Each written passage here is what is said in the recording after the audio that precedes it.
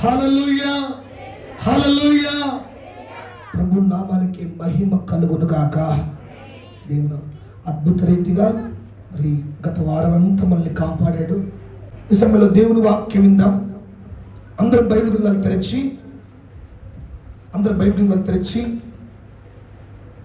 52వ కీర్తన భాగం 8వ వచనాన్ని చదువుకుందాం. నేనైతే దేవుని మందిరములో పచ్చని ఒలివ చెట్టు వలె నున్నాను, నిత్యము దేవుని కృపయందు నమ్మిక ఉంచుచున్నాను. చాలు. హల్లెలూయా. చేతులపై యుద్ధం కట్టి హల్లెలూయా, హల్లెలూయా.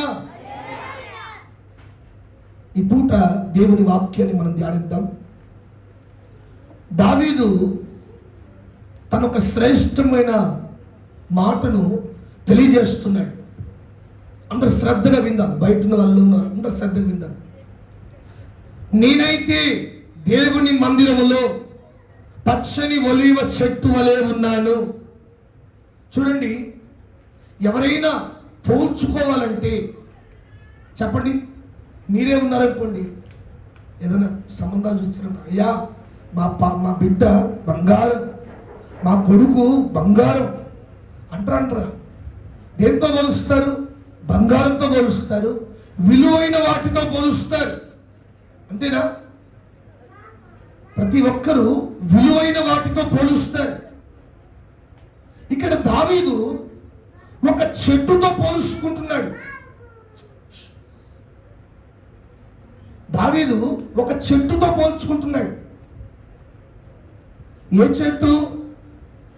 మరి ఒక మంచి గంధపు చెట్టుతో పోలుస్తున్నాడా? విలువైన చెట్లు మనం విన్నాం కదా కొన్ని రోజుల కిందట. దేని గురించి విన్నాం చెప్పండి? ఏ చెట్టు గురించి విన్నాం? ప్రత్యక్ష గుడారంలో ఉన్న అన్ని వస్తువులు మ్యాక్సిమమ్గా 1-2 బంగారంతో చేయబడ్డాయి. అన్ని వస్తువులు దేంతో, ఏ చెట్టుతో తయారు చేశారు? తుమ్మ చెట్టు గురించి విన్నాం. ఎవరైనా పోల్చుకోవాలంటే విలువైన వాటితో పోల్చుకుంటారు, విలువ ఉన్న వాటితో పోల్చుకుంటారు, విలువైన మనుష్యులుగా విలువైన వారు ఉంటే వాళ్ళతో పోల్చుకుంటారు. మరి దావీదు కూడా పోల్చుకుంటున్నాడు. ఎక్కడ ఉన్నాడంట? దేవుని మందిరములో. నేను ఎక్కడో కాదు, నా దేవుని మందిరములో, నా దేవుని సన్నిధిలో ఒక పచ్చని ఒలీవ చెట్టు వలె నేను నిల్చున్నాను, నేను ఉన్నాను అంటాడు. అంటే ఒలీవ చెట్టు విలువైందని అంటారా? చెప్పండి. సపోర్ట్ చేస్తలేదు ఎవరు? ఒక వ్యక్తి పోల్చుకున్నాడంటే, ఒక వ్యక్తి ఒక స్థితినితో పోల్చుకుంటున్నాడంటే అది విలువైంది అయితేనే పోల్చుకుంటాడు, విలువ గలదైతేనే పోల్చుకుంటాడు, మంచి గుణం ఉంటేనే. చెప్తలేదు ఎవరు? అందరూ ఏదో తొందర ముగించే టైం అయిపోతుంది, కేసీఆర్ మీటింగ్ మొదలు చూస్తున్నట్టు అనిపిస్తున్నారు. హల్లెలూయా. ఇదే మీటింగ్ గన్పూర్లో అయితే సగం మంది బోధన చేసినట్టు, కానీ మీరు బోర్లే. చూడండి, దానికి ఉన్న మంచి స్వభావం ఏంటి? మంచి గుణం ఉంటేనే దాంతో పోల్చుకుంటారు. నిజమే, ఒలీవ చెట్టుకు బైబిల్లో చాలా ప్రాధాన్యత ఉంది, చాలా ప్రాధాన్యత. నోవాహుని పిలిచి ఓడ కట్టించిన తర్వాత 40 రోజులు ప్రచండమైన వర్షం కురిసిన తర్వాత, భూమి అంతా మునిగిపోయిన తర్వాత, నోవాహు ఒక కొండ మీద ఉన్నప్పుడు ఆ ఓడ నుంచి బయటికి వెళ్ళాలంటే ఒక మంచి సూచన ఉంటే బాగుంటుంది అని చెప్పి ఫస్ట్ దేన్ని పంపించాడు? కాకిని పంపించాడు. అది తెచ్చింది మంచి వస్తువు. తర్వాత పావురాన్ని పంపించాడు. పావురం ఏం తీసుకొచ్చింది? ఒలీవ మొక్కను తీసుకొచ్చింది. అలాగే ఇంకా మనం చూస్తే చాలా ఉన్నాయి.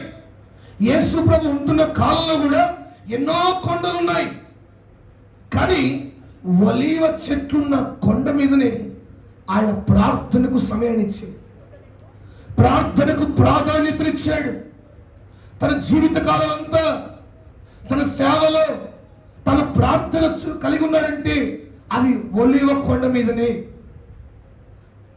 అటువంటి విలువైన కొండ, విలువైన చెట్టు, దానికి ఉన్న మంచి గుణాలు ఏంటో ఒక 2-3 మనం విందాం. ఆ ప్రకారంగా నీవు ఉన్నట్లయితే నీవు కూడా దావీదు దీవించబడట్టుగా ప్రభు నిన్ను కూడా దీవించునుగాక. ఆమెను చెప్పండి గట్టిగా, హల్లెలూయా హల్లెలూయా. నేను అంటాను, మొట్టమొదటిగా ఒలీవ చెట్టుకున్న మంచి స్వభావం ఏంటంటే ఏమంటాడు, నేనైతే దేవుని మందిరంలో అప్పుడప్పుడు వచ్చే ఒలీవ చెట్టు అన్నాడా? కొద్ది కాలం ఉండే వాడిపోయే చెట్టు అన్నాడా? పచ్చని ఒలీవ చెట్టు. ఒలీవ చెట్టుకున్న మంచి స్వభావం ఏంటంటే ప్రతి చెట్టుకు దేవుడు కాలను పెట్టాడు. మనం మొట్టమొదటి కీర్తనలో వింటాం కదా, అతని కాలమందు తన కాలమందు ఫలమిచ్చి చెట్టు అని. అంటే దేవుడు ప్రతి చెట్టుకు ఒక కాలాన్ని పెట్టాడు. ఆ కాలంలోనే అది ఫలిస్తుంది, ఆ కాలంలోనే అది చూడండి ఫలభరితంగా మారుతుంది, దాని ఫలాలు అందిస్తుంది. ఇది ఎండాకాలం కనుక మామిడి చెట్లు కాస్తాయి, మామిడి ఫలాలు కాస్తాయి. తర్వాత చలికాలంలో కాస్తాయా? కాయలు. మళ్ళా ఎండాకాలం వచ్చేదాకా కాయలు ఉంటాయా? ఫలాలు ఉంటాయా? ఉండవు. అలాగే ప్రతి చెట్టుకు కాలాన్ని పెట్టాడు. ఆ కాలంలో ఆ చెట్లు ఫలాలు ఇస్తుంది, ఆ చెట్లు ఫలభరితంగా మారుతుంది. చక్కటి ఆ చెట్టు అందరికీ ఉపయోగకరంగా ఉంటుంది. కానీ ఒలీవ చెట్టుకున్న గుణం తెలుసా? మిగతా చెట్లేమో వేరే వేరే కాలంలో ఆకులు రాలిపోతాయి, ఎండిపోతాయి, కొన్ని వాడిపోతాయి. కానీ ఒలీవ చెట్టు మాత్రం నిత్యము ప్రతి సంవత్సరము 365 రోజులు అది ఫలభరితంగానే ఉంటుంది. ఆమె చెప్పండి గట్టిగా. ఆ చెట్టు వాడిపోదు, ఆ చెట్టు ఎండిపోదు. ఒకవేళ ఆకులన్నీ ఎండిపోయినా, ఒకవేళ దాని కొమ్మలన్నీ కొట్టివేసినా మళ్ళా ఫలిస్తానే ఉంటుంది. అందుకే దావీదు ఒలీవ చెట్టుతో పోలుస్తున్నాడు. నేనైతే నా దేవుని సన్నిధిలో పచ్చని ఒలీవ చెట్టు వలె. అంటే ఒలీవ చెట్టు మనకేం నేర్పుతుంది తెలుసా? నిత్యము ఫలభరితంగా ఉండాలి, నిత్యము చుండి ఫలించే చెట్టుగా ఉండాలి. మరి నిత్యం ఎలా ఉంటాం? కొద్దిమంది మందిరంలో ఒలీవ చెట్ల కాదు, కొన్ని చెట్లలాగా ఉంటారు. కొద్దిమంది విలువైన చుండి ఫ్లవర్స్ ఉంటాయా, అవి కొద్ది కాలం ఉండి వాడిపోతాయి. పగలు శ్రేష్టమైనదిగా పడుతుంది, సాయంకాలం వచ్చేసరికి వాడిపోతాయి. అంటే ఒలీవ చెట్టు మనకేం నేర్పుతుందంటే మనం భక్తిలో, మన భక్తి జీవితంలో నిత్యము పచ్చగా, నిత్యము ఫలభరితంగా ఉండాలి. ఒలీవ చెట్టు లాంగ్ లాస్టింగ్ అంటారంటే సుమారుగా ఒక చెట్టుకున్న కాలం ఒక 10 ఏళ్ళు, 20 ఏళ్ళు, ఒక 25 ఏళ్ళ తర్వాత దాన్ని ఎక్కువ కాలం ఉండే చెట్లు మనం తక్కువ చూస్తాం. కానీ ఒలీవ చెట్టు నిత్యము, ఇప్పుడు కరుణాపురంలో పెట్టారు, కరుణాపురంలో మీరు చూస్తారు. కొంతమంది అంటున్నారు యేసు ప్రభు ఉన్న కాలంలో ఉన్న చెట్టు ఇప్పటిదాకా ఉంది, అది నిత్యం ఫలభరితంగా ఉంటుంది. నేను అంటాను, మనం దేవుని మందిరంలో, మన ఆత్మీయ జీవితంలో, దేవుని సన్నిధిలో, దేవుని సముఖంలో మన భక్తి ఎలా ఉండాలి తెలుసా? కాలాన్ని బట్టి మారాలి అని అంటారా? అని అందామా? మనం కాలాన్ని బట్టి మారేవాళ్ళమా? కొద్దిమంది ఉన్నారు ఏ కాలం వస్తే ఆ కాలంలాగా అంటారు కదా, ఏ ఎండకు ఆ గొడుగు అన్నట్టుగా వారి భక్తి ఏ కాలం బట్టి, ఏ రోజును బట్టి, ఏ స్థితిగతులను బట్టి, ఏ మనుషులను బట్టి మారిపోతూ ఉంటుంది. అలా ఉండకూడదు. ఒలీవ చెట్టు వలె నిత్యము మన భక్తి ఆరిపోకుండా, వాడిపోకుండా నిత్యము ఫలభరితంగా మార్దుముగాక. ఆమె చెప్పండి గట్టిగా. అలా ఉంటున్నావా నీవు? అలాగా బ్రతుకుతున్నావా? మన భక్తి నిత్యము నిలబడుతుందా? మన భక్తి నిత్యం ఫలిస్తుందా? ఉద్యోగాలలో మన భక్తి ఏమైపోతుంది? వ్యాపారంలో ఉంటున్నప్పుడు మన భక్తి ఏ పాటిది? నలుగురితో కూర్చున్నప్పుడు మన భక్తి గల మాటలు ఏమైపోతున్నాయి? మరొక్కసారి దేవుడు మాట్లాడుతున్నాడు. దావీదు అంటాడు, అందుకని నేనైతే అంటాడు. అంటే తన ముందు ఇంకెవరో ఉన్నారు అంతేనా? చూడండి, మనం దేవుని మందిలో ఉన్నాం. ఫర్ ఎగ్జాంపుల్ నేనైతే బాగా పాడతానండి అన్నాను అనుకోండి, నేను పాడకపోయి అంటే చెప్తున్నాను. నేనైతే అన్నాను అనుకోండి, ఏంది ఇంతమంది సింగర్లు, ఇంతమంది వర్షిప్ టీం ఉండగా నేనైతే అని చూడండి, మన ముందు ఎంతో మంది ఉన్నారు. అట్లాగే దావీదు ముందు ఎవరు ఉన్నారు? దావీదు ముందు ఆరిపోయిన భక్తి ఉంది, దావీదు ముందు వాడిపోయిన విశ్వాసం ఉంది, దావీదు ముందు దేవుని మందిరాన్ని తృణీకరించిన భక్తి ఎవరి? చెప్పండి, ఎవరిది? సౌలుది కాదా? మీకాలుది కాదా? మీకాలు ఎవరు?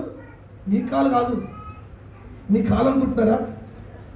మీకాలు అని పేరు పెట్టాడు మహాభక్తుడు. ఎవరు? సౌలు కుమార్తె దావీదు భార్య. బైబిల్లో కొద్దిమంది స్త్రీల గర్భాలను ప్రభువే మూసేశాడట. దాంట్లో ప్రధానమైన వ్యక్తి ఎవరంటే మీకాలు. ఈ మీకాలు ఎందుకు ఈ భక్తి అయిపోయింది? ఫస్ట్ దావీదు చూసి ఎంతో సంతోషపడ్డది. దావీదు గొలియాతును పడగొట్టడం చూసి సంతోషపడ్డది. కానీ అదే దావీదు దేవుని మందసం ముందు చక్కగా సంతోషిస్తూ అందరిలో ఒకళ్ళ నాట్యమాడుతూ సంతోషిస్తూ వస్తుంటే చూడండి, విరుచుకుపడ్డదంట, కించపరిచింది. తన మనసులో దావీదు గురించి ఇటువంటి వ్యక్తినా అనుకున్నట్టంతే దేవుని ఉగ్రత మీకాలు మీదకి వచ్చింది. నేనంటాను, సౌలు కూడా దేవుని నమ్ముకున్నవాడే, సౌలు కూడా ప్రార్థన పరుడే, దావీదు కంటే బలమైన సూర్యుడు, దావీదు కంటే మొదటిగా అభిషేకించబడే వ్యక్తి, మొట్టమొదటి రాజుగా ఎన్నిక చేయబడ్డాడు, అభిషేకించబడ్డాడు, దేవుడే సెలెక్ట్ చేశాడు. కానీ సౌలు భక్తి ఏదో కాలంలాగా కొద్ది కాలం ఉండి ఆరిపోయి, కొద్ది కాలం ఉండి వాడిపోయి, కొద్ది కాలం ఉండి ఆ విధేయత తొలగిపోయింది. సమూయేలు తేటగా చెప్పాడు, సౌలా నేను వచ్చేంత వరకు బలి అర్పించకు. సౌలు భక్తి 7 రోజులు ఎదురు చూస్తుంది, కానీ ఆఖరి 7 నిమిషాలు ఎదురు చూడలేకపోయింది. 7 రోజులు ఎదురు చూస్తాడు అంటే భక్తి పరుడే, కానీ ఆఖరిలో తొలగిపోయాడు. మన వాళ్ళు కూడా చాలా మంది చాలా కాలం ఎదురు చూస్తారు, ఆఖరిలో ఇక దేవుడు ఇవ్వడు కదా, ఇంకా దేవుడు ఇవ్వట్లేదు కదా, నా జీవితంలో ఏ ఒక్క ఆశీర్వాదం కలగట్లేదని ఆఖరిలో వాళ్ళ భక్తిని పక్కా పెట్టాల్సిన పరిస్థితి వాళ్ళు తెచ్చుకుంటున్నారు. కానీ దావీదు అలా కాదు. దావీదు అలా కాదు. తాను దేవుని సన్నిధిలో ప్రారంభం నుంచి ఆఖరి వరకు ఒకే రీతిగా దేవుని కొరకు తన భక్తి జీవితాన్ని కాపాడుకున్న వ్యక్తిగా ఉన్నాడు. హల్లెలూయా, చెప్పండి హల్లెలూయా. దావీదు భక్తి ఆరిపోలా, దావీదు విశ్వాసం వాడిపోలా. మరి నీ విశ్వాసం ఏమైపోతా ఉంది? నీ భక్తి జీవితం ఏమైపోతా ఉంది? కాలం బట్టి, రోజును బట్టి, పరిస్థితులను బట్టి, మనుషులను బట్టి మారిపోయే భక్తి చేయకు. అలా చేస్తున్నావా, నీవు దేవుని మందిరంలో ఒలివ చెట్టు వల్ల ఎప్పుడు మారలేవు. మారిపోని వాడిపోని భక్తి చేద్దాం, విడువని భక్తి చేద్దాం. కొంతమంది ఘనత రాగానే విడిచిపెడతారు. కొంతమంది చూడండి, డబ్బు వచ్చేలాగా, డబ్బు రాకముందు ఒకలాంటి భక్తి, డబ్బు రాకముందు ఒకలాగా ఏడుస్తారు, డబ్బు రాగానే, ఘనత రాగానే, ఐశ్వర్యం రాగానే వారి భక్తి వాడిపోయింది, వారి విశ్వాసం ఏమైపోయింది. నేను అంటున్నాను, ఆ గుంపులో నీవు ఉన్నావా? ఆ గుంపులో నీవు ఉన్నావా? దేవుడు హెచ్చించక ముందు, సాధారణమైన వ్యక్తిగా వచ్చాడు. చూడండి, దేవుని సేవకుని కలుసుకోవడానికి వెళ్ళినప్పుడు సౌలే అంటాడు, మనం దేవుని మందిరానికి వెళ్తున్నాం, సేవకుని దగ్గరికి వెళ్తున్నాం, మనం వట్టి చేతులతో వెళ్ళొద్దు అని చెప్పి తన దగ్గర ఏమీ లేవు, వెండి ఉంటే వెండిని తీసుకొని వెళ్ళి సమూయేలుని కలుస్తాడు. అంత భక్తిపరుడైన సౌలు దేవుడు హెచ్చించిన తర్వాత, దేవుడు రాజుగా ప్రమోషన్ ఇచ్చిన తర్వాత, రాజుగా పరిపాలించమని అభిషేకించిన తర్వాత, అదే సౌలు కష్టం రాగానే అంటాడు, మనం మంత్రసాల దగ్గరికి వెళ్దాం, మనం మంత్రాలు చూసే వాళ్ళ దగ్గరికి వెళ్దాం, వాళ్ళ దగ్గరికి వెళ్దాం, వీళ్ళ దగ్గరికి వెళ్దాం అని చెప్పి సౌలే వెళ్ళాడు. ఏమైపోయింది భక్తి? ఈ పూట ఆ గుంపులో ఉన్నావా? ప్రభు మాట్లాడుతున్నాడు, అటువంటి స్థితిని విడిచిపెట్టు. మొదట ఏ భక్తి చేశావో, మొదట ఏ ప్రార్థన కలిగి ఉన్నావో, మొదట ఎలాగ దేవుని ప్రార్థన చేశావో, ఆ భారం, ఆ కన్నీరు, ఆ వేదన మరలా పురుకొల్పుకో, మరలా నిలబెట్టుకో. మనం చుట్టూ ఏమీ లేక ముందుకు ఒకలాగా ప్రార్థన చేసి అన్ని వచ్చిన తర్వాత ఒకలాగా, ఏమీ రాకముందు దేవుని మందిరంలో ఎంత వినయం, ఎంత ఓర్పు, దేవుడిచ్చిన కష్టాలను భరించే తత్వం. మరి ఇప్పుడు అన్ని వచ్చిన తర్వాత ఏమైపోయింది నీ విశ్వాసం? ఏమైపోతా ఉంది నీ ఉపవాసం? దావీదులాగా కాలాన్ని, సౌలులాగా కాలాన్ని బట్టి మారకుండా దావీదులాగా నిలబడతాం, దావీదులాగా నిలబెట్టుకుందాం. మన భక్తి జీవితం నిత్యము ఫలభరితంగా మార్చబడుగాక. ఆమె చెప్పండి గట్టిగా, చేతులపై చెప్పండి గట్టిగా, హల్లెలూయా, హల్లెలూయా. చూడండి, మన భక్తి జీవితంలో మనం ఎన్నో కష్టాలు అనుభవించాలనుకోండి, ఒక్కసారిగా ఏదైనా మంచి ఆఫర్ వచ్చింది అనుకోండి, ఎవరైనా వదులుకుంటారా? చెప్పండి. మీరే అనుకున్నాం, ఇప్పుడు ఇంత మంచిగా వచ్చుకొచ్చున్నాం, ఈ పూట ఎవరైనా ఇప్పుడు ఈ మన నమ్మకం ఎలక్షన్లు అవుతున్నాయి, మనిషిగా వేరు పరిస్థితులు అనుకోండి, మీరు వెళ్ళి లైన్లో నిలబడతారు లేదా? మీరు నిలబడరు. ఈ పూట ఏదైనా మీకు మ్యారేజ్ అయిపోతుంది అనుకోండి, అరే మన ఆదివారం పెట్టుకోదురా, మన పాస్టర్ గారు ప్రార్థనలో ఉంటారు కదా, ఆదివారం దేవుని సన్నిధిలో మనకు అందరం మందిరంకి వెళ్తాం అని చెప్తారా మీరు? చెప్తారు, అందరికంటే ముందే మీరే చెప్తారు. ఏం వెళ్తారా? పాస్టర్ గారు మనం ఎప్పుడు అమ్మంటే అప్పుడు వస్తాడు. పంచాయతీలు కూడా ఎప్పుడు అన్ని ఇదేనో అర్థం కాదు, పెట్టుకున్న పంచాయతీలు అన్ని ఆధారం పెట్టుకుంటూ కొంతమంది అయితే. ముందు మన భక్తి ప్రభు పరీక్షిస్తున్నాడు. అందరిలో నువ్వు ఎలా ఉంటున్నావు, మందిరంలో ఎలా ఉంటున్నావు, ఇదంతా భక్తే. చూడండి, బిల్లీ గ్రహం అనే గొప్ప దైవజనుడు అండి, అమెరికా దేశంలో ఉంటే అందరూ ఎలక్షన్లో పోటీ చేసేవారు అందరూ ఆలోచించి, రే ఇటువంటి భక్తి గల దైవజనుడు మన దేశం ఉండడం మనకు ఆశీర్వాదం, ఆయనే మన దేశాన్ని పరిపాలిస్తే మనం ఎంత దీవించబడతాం. బిల్లీ గ్రహం గారి స్థాయి ఎటువంటి తెలుసా? ప్రెసిడెంట్ ప్రమాణం చేయాలంటే బిల్లీ గ్రహంతో ప్రార్థన చేయించుకొని వచ్చిన తర్వాత ప్రమాణం చేసేట. అంత స్థాయి, అంత గౌరవం ఉన్న వ్యక్తికి అందరూ ఎలక్షన్లో ఉన్న వాళ్ళందరూ, పోటీ చేసేవారు అందరూ పోటీ చేయకుండా అందరూ కలుసుకొని బిల్లీ గ్రహం దగ్గరికి వెళ్ళారట. వెళ్ళగానే కూర్చున్నారు, అయ్యగారు వచ్చారు, మాట్లాడుతున్నారు. అందరూ అంటున్నారు, అయ్యా మీలాంటి విశ్వాస వీరుడు మా దేశంలో ఉండడం మాకు ఆశీర్వాదం. మీరు ప్రార్థన చేస్తేనే మేము గెలుస్తున్నాం, మీరు ప్రార్థన చేస్తేనే ఈ అమెరికా దేశం ఇంత ఉన్నతంగా ఉందని మేము అందరం నమ్ముతున్నామయ్యా. మీరే ప్రధానమంత్రిగా, మీరే ప్రెసిడెంట్గా ఉంటే ఇంకా మా అమెరికా దేశం ఇంకా వర్ధిల్లుతుందయ్యా, 100 ఏళ్ళు సుభిక్షంగా మారుతుందయ్యా. మేమందరూ ఎవరు పోటీ చేయకుండా, అందరూ ఏమంటారు, ఎవరు వేయకుండా ఏకగ్రీవంగా యునానిమస్గా మిమ్మల్ని ఎన్నుకుంటాం, మీరు నిలబడంటే నేను అంటాను. అదే ప్లేస్లో మిమ్మల్ని అడిగితే, అయ్యా నువ్వు చెప్పాలయ్యా, ఒక ఫోన్ చేయొద్దని వచ్చాను, అంతేనా? కానీ బిల్లీ గ్రహం ఏమంటున్నాడు తెలుసా? అయ్యా దేవుడు నన్ను ఈ స్థితిలో ఉంచాడు. ఏ స్థితి? సేవకుడు అనే ఘనమైన మెట్టు మీద ఉంచాడు, ఘనమైన స్థానం మీద ఉంచాడు.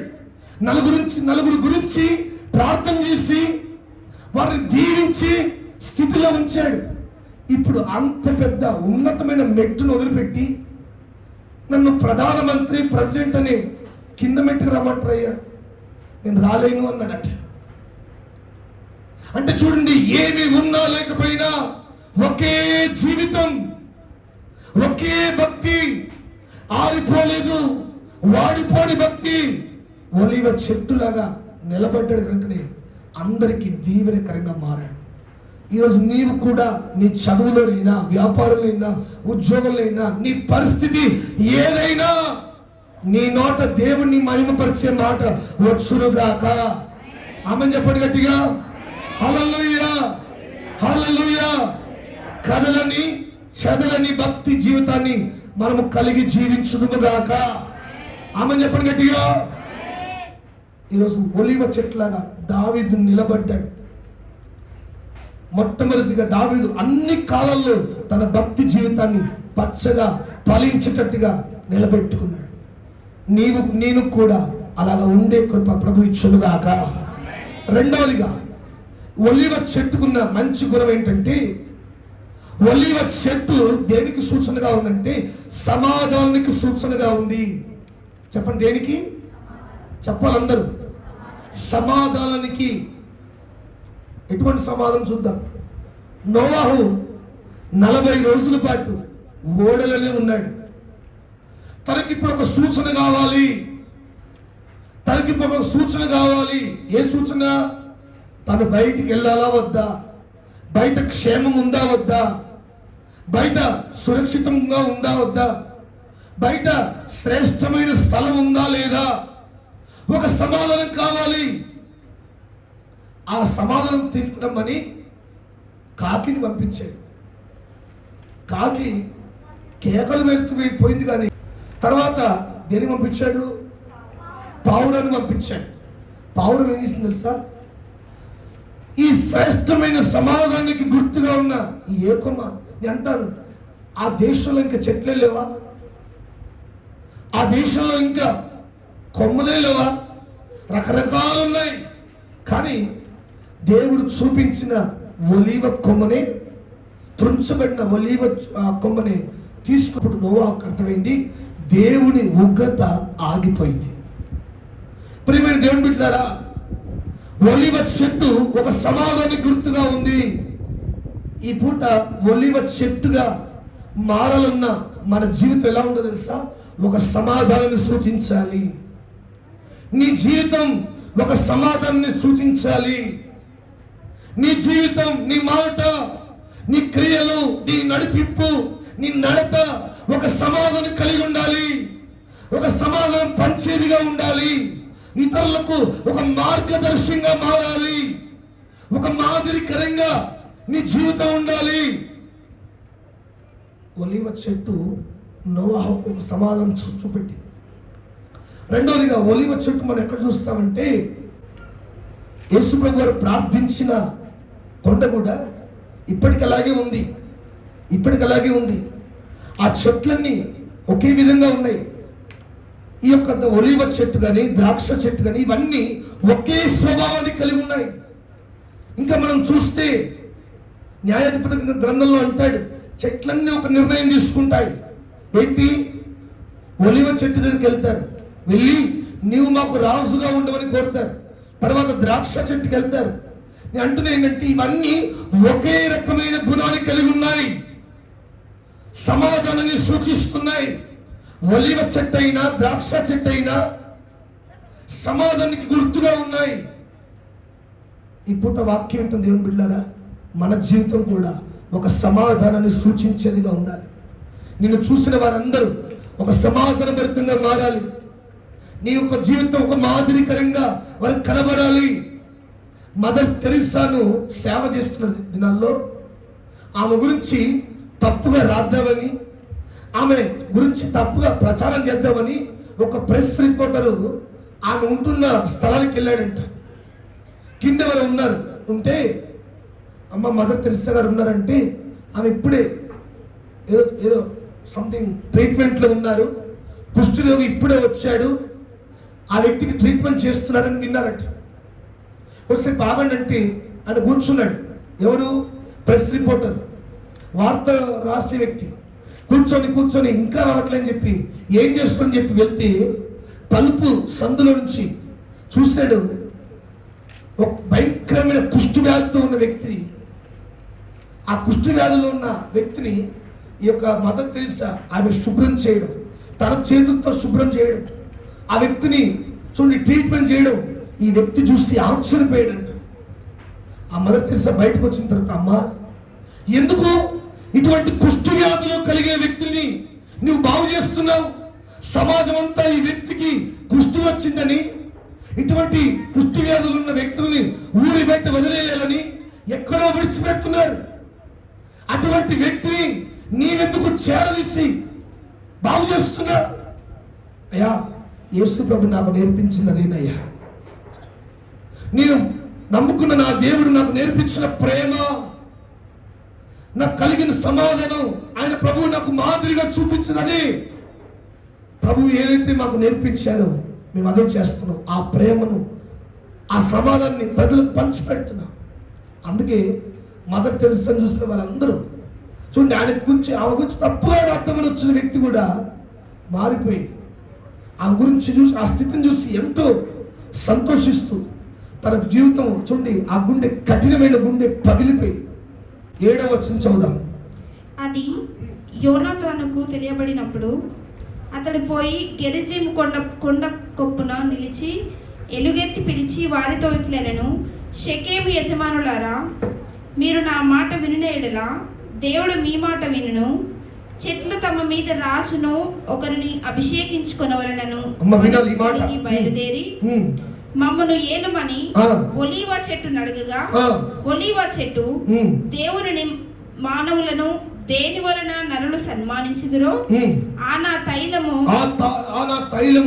ఈయక మాని చెట్ల మీద రాజునయ్యుండి ఇటు అటు ఊగుటకు నేను వచ్చేదనా? చాలు. హల్లెలూయా. చేతులపై చెప్పండి గట్టి, హల్లెలూయా, హల్లెలూయా. చూడండి, ఒలీవ చెట్లు ఉన్న 3వ స్వభావం ఏంటంటే,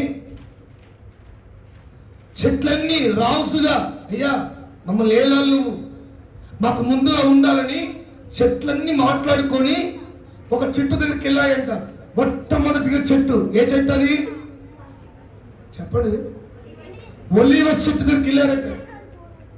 ఒలీవ చెట్టు దగ్గరికి వెళ్ళి, నీవే మమ్మల్ని ఏలాలి, మాకు రాజుగా ఉండాలి, ఈ చెట్ల గుంపంతటికి రారాజుగా నువ్వు ఉండాలి. ఓ ఒలీవ చెట్టు, నిన్ను చూస్తే సమాధానం కలుగుతుంది, నువ్వు మంచి సౌందర్యం కలిగిన చెట్టువి, నువ్వు నిత్యము ఫలభరితంగా ఉండే చెట్టువి, కనుక నీవే మాకు రాజుగా ఉండాలని. అంటే ఒలీవ చెట్టు అన్న మాట ఈ లోకంలో ఎవరన్నా ఉండరు. ఏమంటాడు? దేవునికి మానవులను, దేవునికి మానవులకు సంతోషపెట్టి సన్మానించాలంటే ఏ తైలంతో అభిషేకిస్తారు? ఒలీవ నూనెతోనే కదా.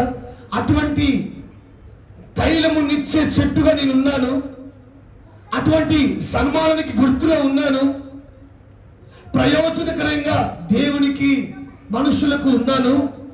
అటువంటి ప్రయోజనకరమైన స్థితిని విడిచిపెట్టి రాజుగా అటు ఇటు తిరిగే రాజుగా ఉండమంటావా అని ఒలీవ చెట్టు అంటుంది.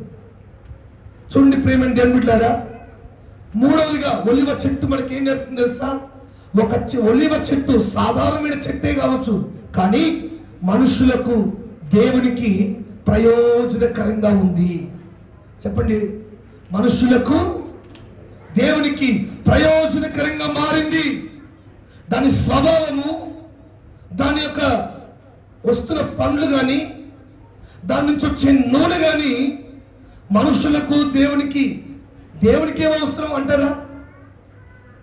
ఒకటి అర్థం చేసుకోండి, దేవునికి ఏం అవసరం అంటారా? ఒక వ్యక్తిని అభిషేకించడానికి, ఒక వ్యక్తిని సన్మానించాలంటే ఆనాడు తైలముతో సన్మానించేవారు, తైలము పోసి అభిషేకించేవారు. మనమంటే ప్యారాషూట్ నూనె వాడతాం, కానీ వాళ్ళేం తెలుసా? ఒలీవ నూనె.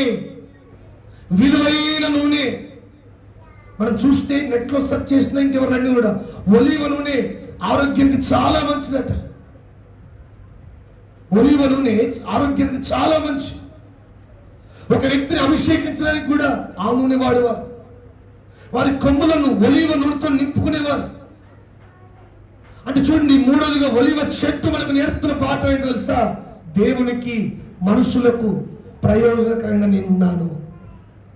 ఈ వాక్యం వింటే దేవుని బిడ్డలారా, మందిరానికి వస్తున్నావు, దేవుని మందిరానికి వస్తున్నావు, దేవునికి నమ్మకంగా ఉంటున్నావు, దేవుని సువార్తను చూస్తున్నావు, దేవుని వాక్యాన్ని వింటున్నావు.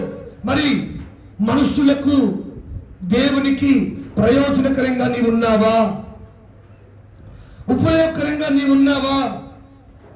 నీ జీవితం ప్రయోజనకరంగా ఉందా? మారాలి. మనం దేవుని సేవకు ఉపయోగకరంగా మారాలి. మనల్ని బట్టి దేవుడు సంతోషించే స్థితి మనకు రావాలి. నిన్ను బట్టి దేవుడు సంతోషిస్తున్నాడా?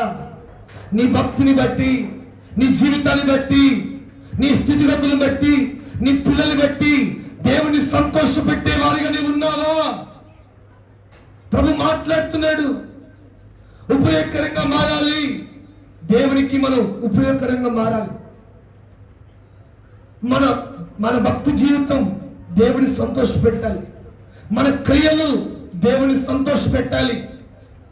మన నడవడిక దేవుని ఆనందపరచాలి. మన పనులు దేవునికి ఉపయోగకరంగా మారాలి. దేవుని మందిరానికి ప్రయోజనకరంగా మనం మారాలి. ఒక సాధారణమైన చెట్టు తన ద్వారా వచ్చే తైలం మనుషులకు ఆరోగ్యాన్ని ఇస్తా ఉంది, దేవుణ్ణి సంతోషపెడతా ఉంది, దేవుని అభిషేకానికి సూచనగా నిలబడతా ఉంది. మరి దేవుని భక్తి చేస్తున్న మనం, అనేక సంవత్సరాల నుంచి భక్తి జీవితాన్ని కలిగి ఉన్న మనం ఎవరికి ప్రయోజనకరంగా ఉన్నావు? నీ ఇంటి వారికి ప్రయోజనకరంగా నువ్వు ఉన్నావా? నువ్వు వస్తున్న మందిరానికి నిన్ను బట్టి ప్రయోజనం కలుగుతుందా? నిన్ను రక్షించిన దేవునికి, ఆ దేవుని సేవకు ఒక ప్రయోజనకరంగా నీవు ఉన్నావా? ఒకవేళ లేనట్టయితే ఈరోజు తీర్మానించు, దేవా నేను ఒక ప్రయోజనకరంగా మారాలి. నా జీవితం నీ సేవకు ఒక ప్రయోజనకరంగా మారాలి. నా భక్తి నీ సేవకు ఒక ప్రయోజనకరంగా మారాలి. నా తలాంతులు నీ సేవకు ఉపయోగకరంగా మారాలి. నేను చేసే ప్రతి పని నీ మందిరానికి, నీ సేవకు, నీ సువార్తకు ఒక ప్రయోజనకరంగా మారాలయ్యా. అట్లా నన్ను వాడుకొని ప్రభుని అడగగలిగితే నిన్ను ప్రయోజనకరంగా, నీవు అనుకుంటావు నేను ఏ తలాంతులు లేని వ్యక్తినే కావచ్చు, కానీ ప్రభు చేతులు పెడితే విలువైన పాత్రగా, ప్రయోజనకరమైన పాత్రగా ప్రభు నిన్ను మలచునుగాక. ఆమేన్ చెప్పండి గట్టిగా. హల్లెలూయా. చేతులపై ఎత్తం గట్టిగా హల్లెలూయా. మనం దేవునికి ప్రయోజనకరంగా మారాలి. దావీదు తన గొర్రెలు కాసుకోవడానికి వెళ్తున్నప్పుడు చూడండి, దావీదు నేర్చుకున్న చిన్న విద్య ఏంటి? ఒడిసెలు పట్టి కొట్టడం. దావీదు ఆనాడు కొట్టేవారు. ఆనాడు తన పనిలోకి వెళ్తున్నప్పుడు ఏదో చిన్నగా నేర్చుకున్నాడు. సాధారణంగా ఒడిసెలు బట్టి దేన్ని కొడతారు చెప్పండి? ఆ పిట్టలు కొట్టండి, గ్రద్దలు కూడా కొడతారు. ఏంటంటే కోడి పిల్లల్ని ఎత్తుకోవడానికి వచ్చినప్పుడు కూడా వాడతారంట. సరే, దేనికైనా ఏదో చిన్నగా నేర్చుకున్నాడు. చూడండి, ఆ చిన్న విద్య దేవునికి ఉపయోగపడిందా లేదా? ఓ చిన్న విద్య. నేను అంటాను, సౌలు ప్రవీణుడు అంటే అన్ని విద్యలో ఆరితేరినవాడు. ఖడ్గపు విద్యలో, యుద్ధం చేసే విద్యలో ఆరితేరిన గుణం ఉన్న సౌలు దావీదుకు ఏ ఒక్క యుద్ధం నేర్చుకుని కాదు, ఏదో చిన్నగా ఒడిసెలు కొట్టడం నేర్చుకున్నాడు. ఆ చిన్న విద్య దేవుని నామాన్ని అవమానపరచకుండా చూడండి అందరిలో ఘనపరిచేటట్టుగా నిలబెట్టింది. ఆమెను చెప్పు గట్టిగా హల్లెలూయా. హల్లెలూయా. నిలబెట్టిందా లేదా?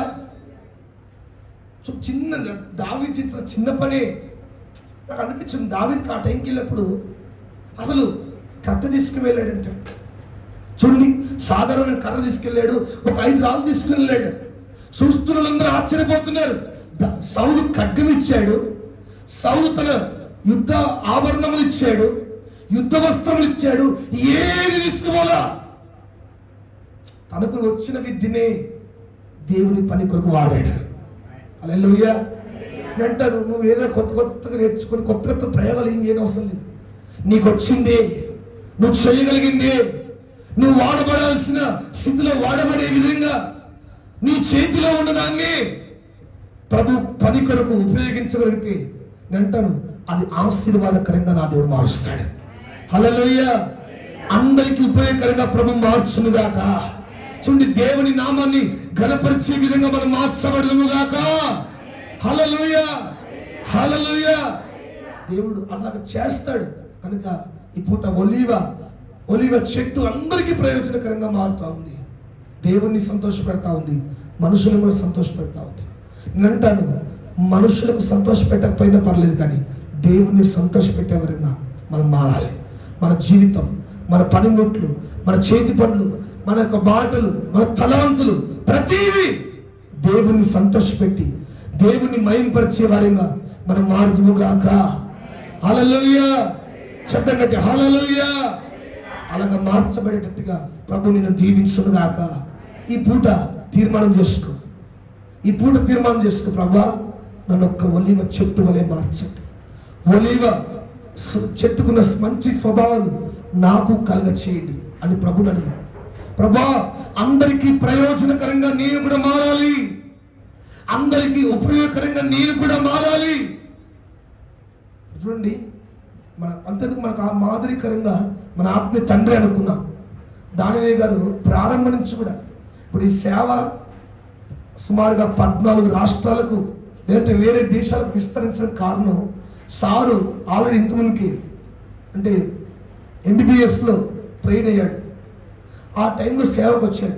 కానీ తనకు తెలిసిన డాక్టరు విద్య కానీ కొంచెం విద్య దాన్ని ఉపయోగించుకొని సంఘంలో ఎంతమంది డాక్టర్లు ఉన్నారు, ఎంతమంది వైద్యులు ఉన్నారు, వారిని తీసుకొని ప్రతి రాష్ట్రంలో ఫ్రీ మెడికల్ క్యాంప్, ఫ్రీ వైద్యం, ఫ్రీ మందులు పెట్టడం బట్టి ఇప్పుడు రాజస్థాన్లో కానీ ఎక్కడికి వెళ్ళినా ఒక అనుకూలమైన వాతావరణం. అసలు ఇంత గొప్ప సేవ మన ఆత్మీయ తండ్రి ద్వారా నిర్మించబడిందంటే దానికి మరొక కారణం ఈ యొక్క వైద్యం. అంటే నేను అంటాను, మనకు కలిగింది వాడితే ఎంతో దేవుడు ఉపయోగకరంగా మారుస్తాడు. కనుక ఆ విధంగా చేద్దాం. ప్రభు ఆ విధంగా ఒక మంచి ఒలీవ చెట్టుకున్న స్వభావం మనం కలిగి ఉండేటట్టుగా దేవుడు చేయనుగాక. అలాగా మార్చబడునుగాక. అలాగా ప్రయోజనకరంగా ప్రతి విషయంలో మనం నిలబెట్టబడునుగాక. ఏదైనా నువ్వు కలిగి ఉన్న ఏదైనా మనం కూడా దేవుని పనిలో ఉపయోగపడదాం. దేవుని సంతోషపెట్టే జీవితాన్ని మనం కలిగి ఉండుగాక. అందరూ మోకరిద్దాం, చిన్న ప్రార్థన చేద్దాం. ఒలీవ చెట్టు నిత్యము ఫలించే చెట్టుగా ఉంది, నిత్యము వాడిపోని ఆకు వాడిన చెట్టుగా ఉంది. ఈరోజు ఒలీవ చెట్టు మనం సూచిస్తా ఉంది, మనకు పాఠం నేర్పుతా ఉంది. ఓ ప్రియ దేవుని బిడ్డ, నీవు కూడా నిత్యము ఫలించే చెట్టుగా ఉన్నావా? దేవుని కొరకు ఫలాలు ఫలించే చెట్టుగా ఉన్నావా? నీ భక్తి జీవితం ఒలీవ చెట్టు వలె నిత్యము ఫలభరితంగా, నిత్యము ఒక పచ్చదనాన్ని కలిగి ఉందా? లేదంటే వాడిపోతున్న పూల వలె, రాలిపోతున్న ఆకుల వలె మన జీవితం పరిస్థితులను బట్టి, మనుషులను బట్టి, స్థితిగతులను బట్టి, పేదరికాన్ని బట్టి, కలిగి ఉన్న స్థితిని బట్టి, కాలాన్ని బట్టి మారుతున్నావా? ఉద్యోగంలో మారిపోతున్నావు, వ్యాపారంలో మారిపోతున్నావు, వెళుతున్న దారిలో మన భక్తి జీవితం ఆరిపోకూడదు. ఇప్పుడు అందరూ ప్రార్థన చేద్దాం. 2 చేతులు ఆకాశం వైపెత్తి, దేవా నా భక్తి జీవితం ఆరిపోని భక్తి జీవితంగా మార్చయ్యా, వాడిపోని భక్తి జీవితంగా మార్చయ్యా. కాలాన్ని బట్టి మారిపోకుండా, స్థితిగతులను బట్టి మారిపోకుండా అయ్యా నీ కొరకు నిత్యము ఫలభరితంగా ఉండే కృప దయచేయి, నిత్యము ఫలించే కృప దయచేయి. నిత్యము ప్రార్థన కలిగిన వారిగా, విశ్వాసం కలిగిన వారిగా, సాక్ష్యం కలిగిన వారిగా మా భక్తి జీవితం ఉండాలయ్యా. అడుగుతావా? రెండు చేతుల పైకి తొందరగా అడగండి. ఒక్క నిమిషం, దేవుడు మీకు అవకాశం ఇస్తున్నాడు. ఇదిగో ఇప్పటిదాకా నీవు మారిపోయిన స్థితిని బట్టి దేవుని సన్నిధిలో ఒప్పుకో. నీవు ఎక్కడికైతే వాడిపోయావో, ఏ ఏ పరిస్థితిలో రాలిపోవలసి వచ్చిందో, భక్తి జీవితాన్ని విడిచిపెట్టవలసి వచ్చిందో, మనుషులను బట్టి, పరిస్థితులను బట్టి, లోకాన్ని బట్టి, అయ్యా నేను మారిపోయానయ్యా, నా ప్రార్థన విడిచిపెట్టానయ్యా, నా విశ్వాసాన్ని పనికి వాళ్ళ వాటి కొరకు విడిచిపెట్టానయ్యా, అయ్యా చిన్న చిన్న వాటి కొరకు నా భక్తిని పాడు చేసుకుంటున్నానయ్యా. ఏ కష్టం వచ్చినా, ఏ ఉపద్రవం వచ్చినా, ఏ ఒక్క సమస్యని సుడిగాలి వీల్చినా నా భక్తిని విడిచిపెట్టకుండా, నా విశ్వాసాన్ని విడిచిపెట్టకుండా, నా ప్రార్థన అభిషేకాన్ని విడిచిపెట్టకుండా జీవించే కొరకు నాకు దయచేవా.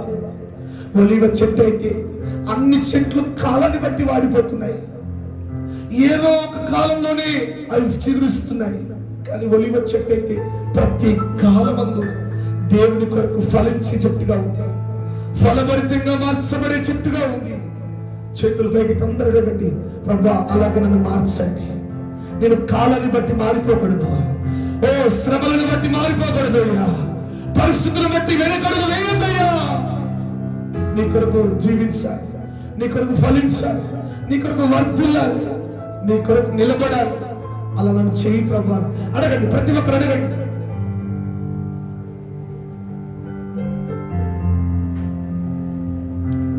ఎస్, సౌలు మారిపోయాడు, సౌలు జీవితం మారిపోయింది.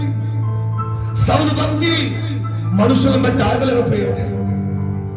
సౌలు భక్తి జీవితం, సౌలు విశ్వాసం 7 గంటలు ఎదురు చూసేటట్టు చేసింది. కానీ ఆఖరి నిమిషంలో తన భక్తి మారిపోయింది, తన విశ్వాసం మారిపోయింది.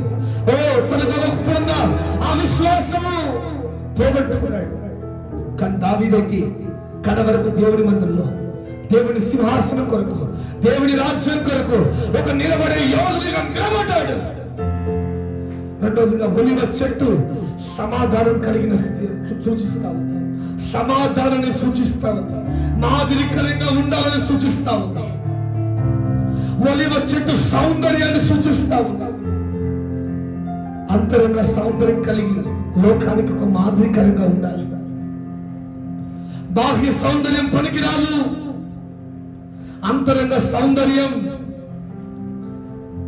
ఎస్తేరును రాణిగా చేసింది. అలా ఉండాలని ప్రభు సెలవిస్తూ ఉన్నాడు.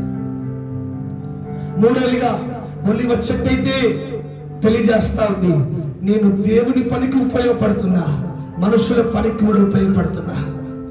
ఇప్పుడు వాక్యం ఉంటుంది, దేవుని బిడ్డలారా, నీ పనిముట్లు, నీ పనితనం దేవునికి ప్రయోజనకరంగా ఉంటుందా? దేవుని సంతోషపెట్టే పనివాడిగా ఉంటున్నావా? దేవుని పనికి నువ్వు ఉపయోగపడుతున్నావా? ప్రయోజనకరంగా ఉంటున్నావా? నీ తలాంతులు దేవునికి సంతోషపెట్టాలి. మనుషులను సంతోషపెట్టే వారిగా ఉన్నావు, కానీ అనేక సార్లు దేవుని సంతోషపెట్టే వారిగా మనం లేకుండా పోయాం. ఈ పూట తీర్మానం తీసుకో, అయ్యా నీ పనికి, నీ సేవకు, నీ మందిరానికి అయ్యా నేను ఒక ఉపయోగపడే పాత్రగా మార్చుకో ప్రభువా, ప్రయోజనకరమైన పాత్రగా మార్చుకో ప్రభువా. ప్రార్థన చేద్దాం అందరం, దేవుని సన్నిధిలో అందరం ప్రార్థన చేద్దాం. ప్రభా, దావీదు అన్నట్టుగా మేము కూడా, మా కుటుంబాలు కూడా నీ మందిరంలో నాటబడాలి. నీ మందిరంలో వాడిపోకుండా, ఆరిపోకుండా తండ్రి, ఉపద్రవం వచ్చినా, గాలి వచ్చినా, సమస్యలు వచ్చినా కదలిపోని విశ్వాసం మాలో నింపండి అయ్యా. ప్రభు వేడుకో, ప్రభు సన్నిధిలో మొరపెట్టు. నా విశ్వాసాన్ని కాపాడుకునే కృప దయచేయి. నా విశ్వాసాన్ని కదిలిపోకుండా, జారిపోకుండా, పట్టు విడవకుండా నీ కొరకు ప్రయోజనకరమైన పాత్రగా నన్ను మార్చండి అయ్యా. వచ్చిన ప్రార్థన చేద్దాం, ప్రభు సన్నిధిలో ప్రార్థన చేద్దాం. వాక్యం ధ్యానిస్తూ సరోజ నాటి చిన్న ప్రార్థన చేస్తుంది.